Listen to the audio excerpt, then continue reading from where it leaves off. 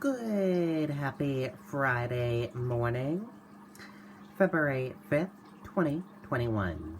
I'm Riley King, and welcome to the Riley King Newscast, right here on the Riley King Network. We have a lot of news to get to this Friday morning, so let's begin. First up, we're going to begin with a check of your weather. A wintry mix expected throughout the afternoon. Wintry mix expected throughout this afternoon and today. With more on that, let's go to meteorologist Haley LaPointe, and also happy National Weather Person's Day, Haley LaPointe.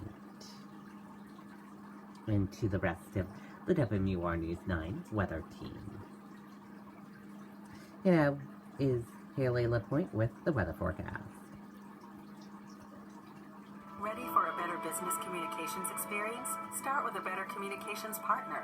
At Atlantic Broadband Business, we connect you with the latest in advanced technologies and fiber-based solutions, and back them with local, responsive support. Hi, everybody. I'm meteorologist Haley LaPointe. Here's an update on your forecast today. Temperatures in the 30s. We may even touch the low 40s down through the Merrimack Valley and the seacoast. There will be a period of time where we'll see snow showers and wintry mix and even rain showers moving through. The rain, the mix confined to the southeastern part of the state, while the rest of us see some light snow. This is the system that's going to move through. Doesn't bring a lot of snow or a lot of mix, but it may make the roads slick for a time today. As we go through the day, it's mostly cloudy. Temperatures starting in the teens and 20s. By about 9 a.m. we'll be in the 20s again, maybe close to 30 degrees in Rochester and in Portsmouth, with the snow filling in across the southern tier of the state. And as we go through the morning and into the early part of the afternoon, that's when the snow will overtake the state. And for the most part, it's light to moderate bands moving through. And notice at lunchtime or so, from Concord and points to the south and east, it is wintry mix or even rain falling. And again, generally not all that heavy, but it will be enough, especially north and west of Concord, to get some light snow accumulation, even on the roadways. Then this whole system clears away by the evening commute, so the evening commute should actually be fine. This is how much we're looking at from Concord and points to the south, mainly a coating to 1 inch. But then from Keene and Concord points to the north and to the west, that's where we could get between 1 to 2 inches of snowfall. So again, not a lot, but it does not take a lot to make the roadways slippery. So be careful out there today. Then as we get into our Saturday, a mix of sun and clouds, maybe a passing flurry or two. Then the next storm system gets in here on Sunday. Sunday morning starts mostly cloudy, with light snow developing in the southwestern part of the state and moving northward. By noontime, we will likely have light snow, maybe even moderate snow across the southern tier of the state, and it continues into the afternoon.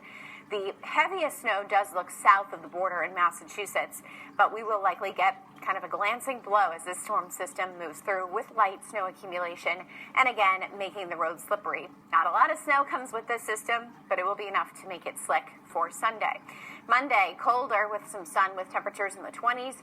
Another round of light snow possible on Tuesday before it gets colder again, highs in the 20s midweek. Okay, and there you go on that weather forecast from meteorologist Haley LaPointe. And we can tell you that it is starting to snow outside our studio windows right now. So expect some snow showers. And now let's take a look at your morning traffic watch and your morning traffic map and see how your morning traffic is moving this Friday morning.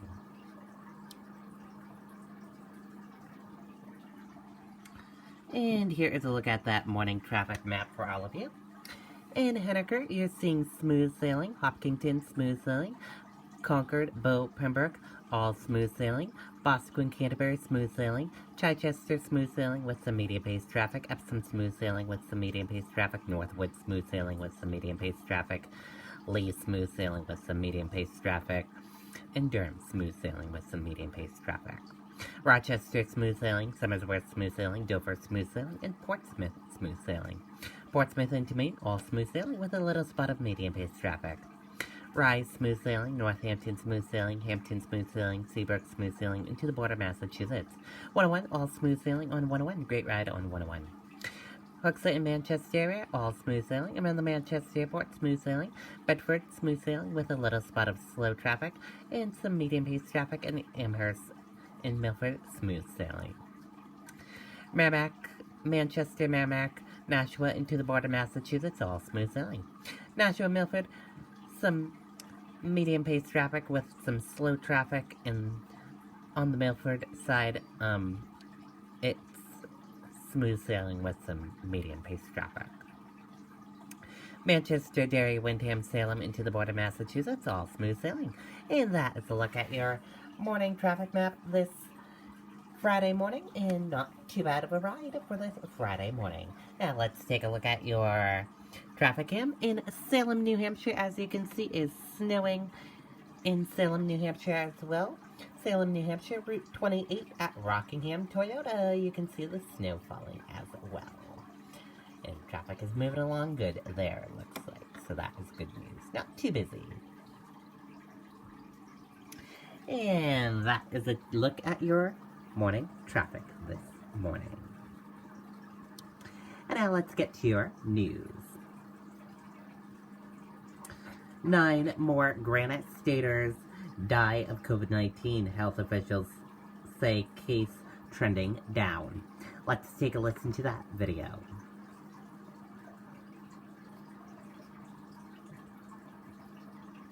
Want to extend your weekend adventure? Now you can, right from your own TV. This is awesome.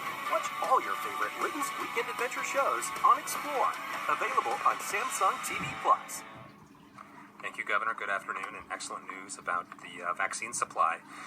So a numbers update. We are reporting 433 new people who have been diagnosed with COVID-19 in New Hampshire.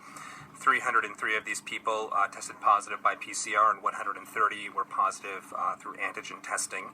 In the last week, in the last 7 days, we have been averaging between 400 to 450 new infections per day, which is down significantly from even a few weeks ago. And our current number of people with active infection stands at 4,099, which is also down compared to even last week. Our test positivity rate for the last 7 days has averaged 4.6%, which continues to show a decreasing trend, which is also good news in the testing data. In terms of hospitalizations, there are 209 people currently hospitalized statewide with COVID-19. That has been stable and down the last few days as well. Unfortunately, we continue to identify people that have died from COVID-19 or complications of COVID-19, and so we are reporting today 9 new people that have died related to COVID-19, 6 of whom are associated with our long-term care facilities, our most vulnerable populations. This brings the total number of people that have died during this pandemic from COVID-19 in New Hampshire to 1,085. In the last week, in total, 63 people have been announced as having died from COVID-19, and so we continue to average about 9 individuals per day who we're identifying and reporting out as dying from COVID-19. As we work over the coming months to increase COVID-19 vaccination, putting needles into arms, so to speak, it remains critical for everybody to continue to follow the mitigation guidance and wear masks over their nose and mouth when in public locations, to practice social or physical distancing and avoid group and social gatherings. We also continue to recommend and stress the importance of avoiding non-essential travel, especially with the increasing identification of different variants of concern or variants of the novel coronavirus, which are being found to be more infectious or more easily spread person to person.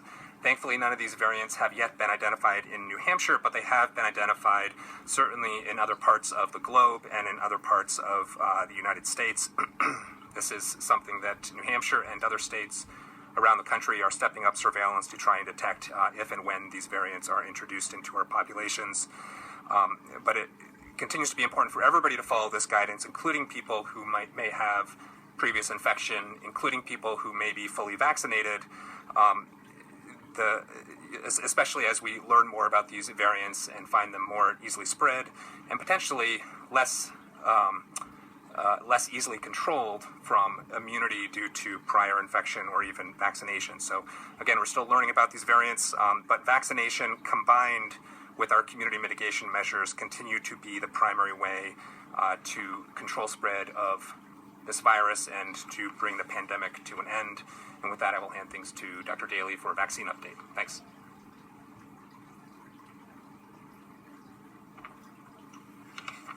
Good afternoon, everyone. I'm just going to provide some quick updates on vaccination numbers. To date in New Hampshire, 148,000 doses of vaccine have been administered in our state.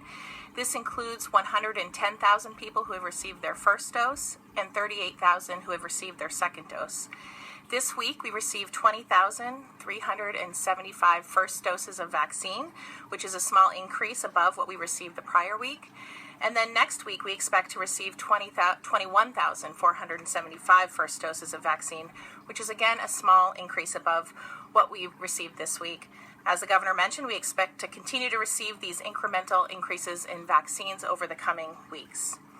In terms of an update on the long-term care facility pharmacy partnership program, between our two pharmacies in our state, CVS and Walgreens, an additional 27 facilities received their first doses of vaccine over the last week, which brings us to 203 facilities that have received their first vaccine doses through this program.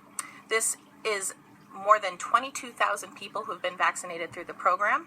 And a new report from CDC released this week on vaccine uptake as part of this program shows that New Hampshire has the highest proportion of long-term care facility staff choosing to be vaccinated at more than 60%, and that we are among the highest in resident vaccination rates as well at greater than 80% in that population.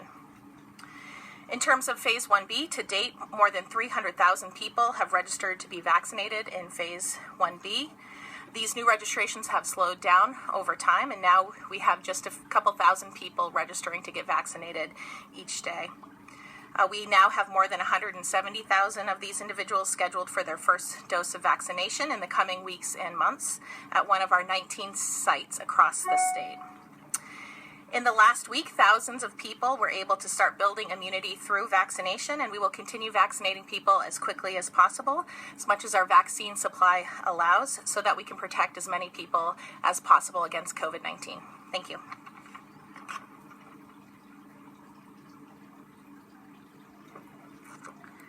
Good afternoon. Just a quick outbreak update for long-term care. Very positive trend that we've been seeing over the last couple of weeks continues this week. We have 8 outbreak closures to announce today. Bel Air Nursing Home, Calumet Transitional Housing Unit, Community Bridges, Harbor Care, Meredith Bay Colony Club, the Northern New Hampshire Correctional Facility, Pleasant View, and St. Francis. So all closed in their outbreaks effective one day in the last week. We have 2 new outbreaks to announce, one at Applewood Rehab Center in Winchester with 18 residents and 9 staff, and the Sullivan County Department of Corrections with 20 residents and 4 staff. That's all I have. Thank you. Okay, and there you go on that video and that report.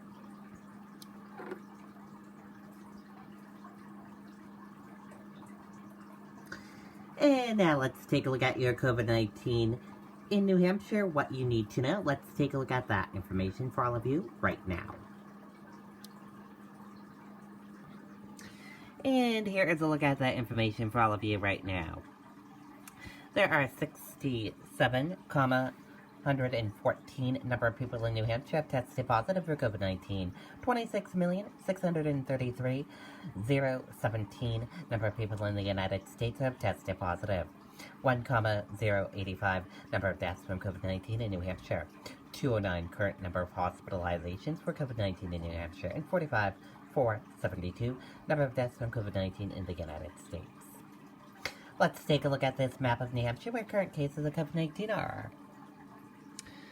In Nashua, 304. And let's take a look at this map of New Hampshire where total cases of COVID-19 are. Nashua, 5,895. And now let's take a look at these 3 charts here. Let's start with the first chart here. New cases each day in New Hampshire. In the purple, daily new positive COVID-19 cases. Orange, new hospitalization, and red deaths. Let's take a look at this chart here. Current cases in the purple, total current COVID-19 cases. Orange, current hospitalization. Let's take a look at this chart here. Total cases in the purple, total positive for COVID-19 cases, orange, total hospitalization, red, deaths, and blue recovered. Let's take a look at this chart here. Positive PCR test rate, positive PCR and antigen test rate, and daily PCR test. Let's take a look at this chart here. Age group of cases and female and male of cases. Let's take a look at this chart here. Infections, hospitalizations, and deaths. And let's take a look at this chart here. Deaths, percent of New Hampshire population, race/ethnicity of cases, and hospitalizations. And a reminder, common symptoms: fever, lack of smell, cough, chills, difficult breathing, nausea, vomiting, and diarrhea. Outbreak spreads and prevention tips. And be sure to stay with the Riley King Network for the latest of your COVID-19 information.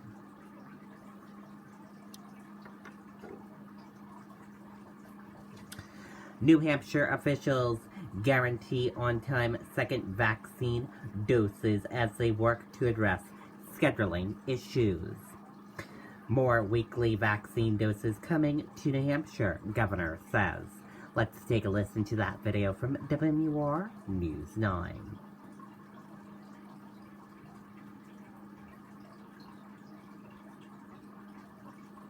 Ready for a better business communications experience? Start with a better communications partner. At Atlantic Broadband Business, we connect you with the latest in advanced technologies and fiber. Governor Chris Sununu apologizing after a week of vaccine scheduling problems. Obviously, it's been a very frustrating week for a lot of our citizens. We apologize. We understand it. New Hampshire's one of about 10 states relying on federal software, but the VAMS system struggled under the Phase 1B vaccine rollout. The state plans its own website by the next phase. And starting Sunday, people who show up for their first dose will get a card on the spot with their second dose appointment on it. If you already received your first dose, you are urged to keep trying the VAMS website as appointments for second doses are added. More staff is being added to the 211 call center for help. The state says no one will wait more than a week beyond the recommended vaccine interval, and that deliveries of doses are increasing and on track to meet expectations. If they're meeting their goals, then we should get most of Phase 1A and 1B fully vaccinated by March or April. The head of the state vaccine team says the rollout was flawed, but they're trying to fix it. In my eyes, anything that's not perfect for our citizens is a disaster. But with that being said, nobody missed their shot. It was more anxiety than anything else, and I understand that. We want to get all of New Hampshire back to normal, so as quick as we can, and we're working on that. And as of today, the state was going through a list of 4,000 people who need one-on-one help scheduling appointments. We're told if your first appointment is scheduled far out on the calendar, there is a good chance you will be moved to an earlier date. Live in the studio, Jean Mackin, WMUR News 9. Okay, and there you go on that video and that report. Good information there. Governor urges schools to return to in-person learning aimed pandemic. Teachers union in state hold position that teachers should be vaccinated before full return. Let's take a listen to that video from WMUR News 9.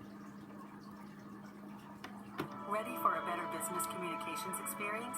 Start with a better communications partner. At Atlantic Broadband Business, we connect you with the latest in advanced technologies and fiber. Governor also speaking out against schools who are not holding in-person learning. He cited CDC reports that say with proper safety protocols in place, schools can safely resume in-person learning. At the start of the pandemic, the state shifted to remote learning only. Governor Sununu says that was out of an abundance of caution, but CDC data has changed over time. There's obviously nothing political about this. You have the Republican governor and the Democrat president saying in unison, open these classrooms and get these kids back in. It is so important to their overall health and well-being. The state's teachers union says the teachers should get vaccines before returning to the classroom, but right now they are part of Phase 2A, which isn't estimated to start until March. Okay, and there you go on that video and that report.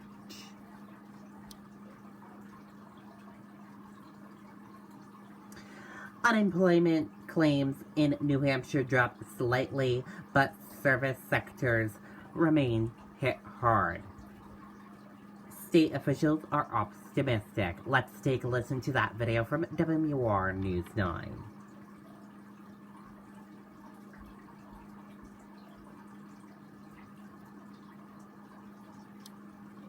I'm a stereotypical college graduate in my parents' basement right now. But Skylar Galing's story is not stereotypical. Diagnosed with a rare connective tissue disorder just before the pandemic hit, the Exeter 24-year-old is taking extra precautions and looking for work she can do remotely. I've applied to a bunch of jobs. Mostly you don't hear back. She also hasn't heard back on the status of her unemployment claims. She started filing in April, and her claims are still pending. Just kind of in limbo for almost a year now. Skylar is one of nearly 48,000 Granite Staters who filed for unemployment in the latest week statistics are available. That's down slightly from the week before, but still almost 12 times pre-pandemic levels. I think it's a reflection of how closely our economy, particularly workforce, is connected to the path of the pandemic. Deputy Commissioner of New Hampshire Employment Security Richard Laver says the majority of those filings for unemployment are women, nearly 60%, and about a third are between the ages of 25 and 44. Our service sectors are much more impacted. Healthcare was much more heavily impacted. And those are sectors that are traditionally female-dominated. Laver says caring for kids who are learning remotely is also a factor.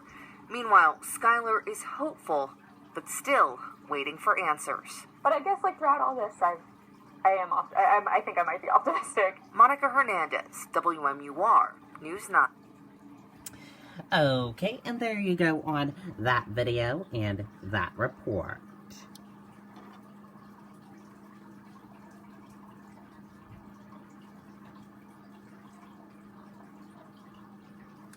Former Concord High teacher charged with solicitation, manufacture of child sex abuse images.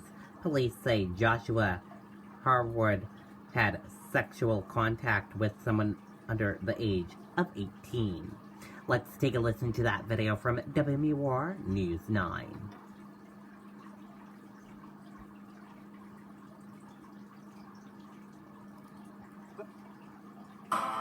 Reliability is at the heart of everything we do. And that's especially true this time of year.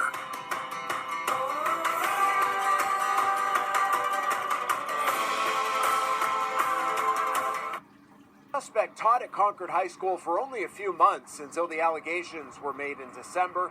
The district saying he was immediately put on administrative leave and parents were notified at that time. A 2-month investigation involving several agencies leads to the arrest of 36-year-old Joshua Harwood of Manchester. The former Concord High School teacher now charged with multiple felonies and misdemeanors. An incident like this is very concerning to the public. It's obviously very concerning to us. Harwood was arrested today, charged with possession and manufacture of child sexual abuse images, prostitution involving a child under the age of 18, and solicitation, among other charges. Police say he received child sexual abuse images, had sexual activity, and solicited sex, all in exchange for money. Some of these incidents will date back a couple of years back. The solicitation is the actual current charge that had tipped us off onto this individual. Concord superintendent says Harwood was hired last July and no longer works there, adding in a statement, "As superintendent, I am outraged at this individual's behavior. Our district remains committed to maintaining the highest possible professional standards for the education, care, and safety of our students." Police echoing that message. A lot of people feel betrayed when something like this happens, and they've had that trust. They've given that trust to take care of our children. And to hear these type of crimes, it obviously raises an eyebrow. Police say Harwood refused bail and remains behind bars tonight until his arraignment tomorrow. In Concord, Mike Cronin, WMUR News 9. Okay, and there you go on that video and that report.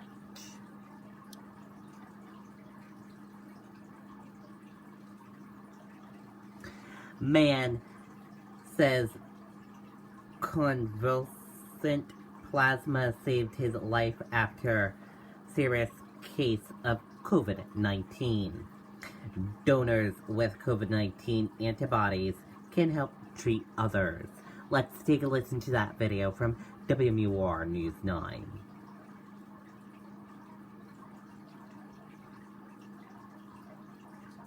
Want to extend your weekend adventure? Now you can, right from your own TV. This is awesome. Watch all your favorite Litton's Weekend Adventure shows on Explore. Available on Samsung TV Plus. It's a win-win situation. Lori Green is a frequent blood donor. She works for the Red Cross as a scheduler. This past January, she rolled up her sleeve once again, this time donating her plasma. I got a notification saying it was sent to Mass General. Like, oh, always makes you happy when they send you the notifications that somebody actually was helped. And it was an anonymous donor like Lori who saved John Dorlian's life, his wife putting out a desperate plea on social media for donors after John was rushed to the hospital with COVID, struggling to breathe. He has a rare blood type, and the hospital was in need of the donors in order to try and save him. Doctors used convalescent plasma as treatment. It's COVID-19 antibodies pulled from donors' blood. From my vantage point, the plasma was a Hail Mary. And yeah, there's a very good chance that I wouldn't be here talking. Within the first 24 hours after the transfusion, John was feeling better. He's home now and getting stronger every day.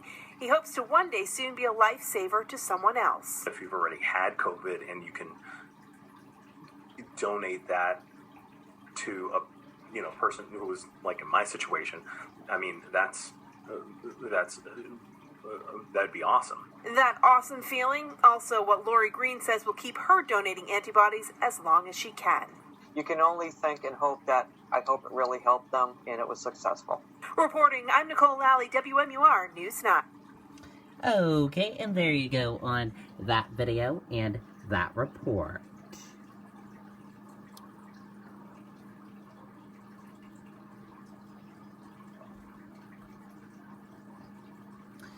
Stock futures remain higher after January jobs report. Stock futures rose early Friday following a 4-day winning streak on Wall Street as investors designated the closely watched January's job report.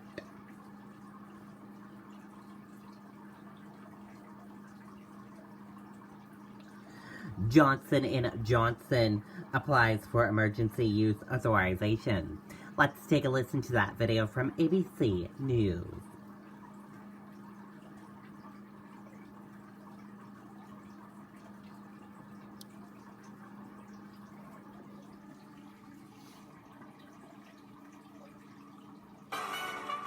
It's great to have you with us here on a Thursday night. That vote playing out on Capitol Hill on that embattled Congresswoman, and we'll go live to the Hill in just a moment here. But we're going to begin tonight with the other breaking news just as we come on. Johnson & Johnson just moments ago requesting emergency use authorization for their single-shot vaccine. And you'll remember our reporting right here that this would be significant because it's a single dose only, 85% effective at preventing severe symptoms, and they say 100% effective at preventing hospitalizations and death. The U.S. now with more than 455,000 American lives lost, the country averaging more than 3,300 deaths per day. This potential new weapon could help get the vaccines out more quickly, not only because it would be the third vaccine, but obviously because this only requires one shot. And even with the encouraging news tonight that the U.S. infection rate is dropping, authorities remain concerned about what could happen when the UK variant could become the dominant strain here in the U.S. in weeks, and of course concern over other variants as well.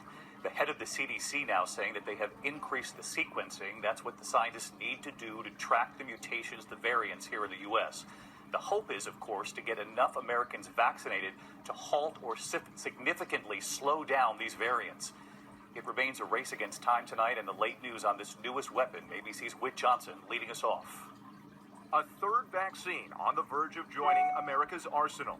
Tonight, Johnson & Johnson applying for emergency use authorization for its single-dose vaccine. Just one shot shown to be 100% effective at preventing hospitalizations and deaths. the race to vaccinate now also a race against new COVID variants. We have to get a lot of people, especially high-risk elderly people, vaccinated before these variants take hold.